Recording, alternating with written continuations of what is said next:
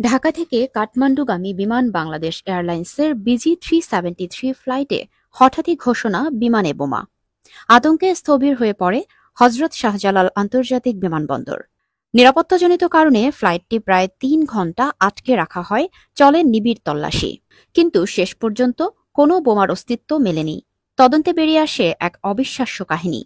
এই বোমা আতঙ্কের পেছনে ছিলেন এক মা। ছেলেকে কাঠমান্ডু যেতে বাধা দিতেই পরিকল্পিতভাবে মিথ্যা ফোন দেন তিনি। র্যাবের তদন্তে জানা গেছে, ওই ব্যক্তি তার পরকীয়া প্রেমিকাকে নিয়ে নেপাল যাচ্ছিলেন। বিষয়টি জানাজানি হলে ক্ষোভে ফেটে পড়েন তার স্ত্রী ও মা। এরপর ছেলের এক বন্ধুর কাছ থেকে ফ্লাইট তথ্য জোগাড় করে মা নিজেই ফোন দেন এয়ার ট্রাফিক কন্ট্রোলে। সরাসরি বলেন বিমানে বোমা আছে।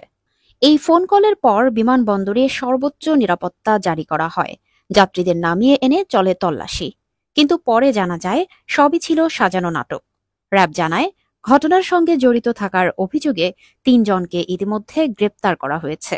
পরিবারের মান অভিমান থেকে বোমা আতঙ্ক ছড়ানো এমন ঘটনা বাংলাদেশে এই প্রথম। মায়ের এই ভালোবাসার পরিণতি এখন আইনের কঠোর ধারায়।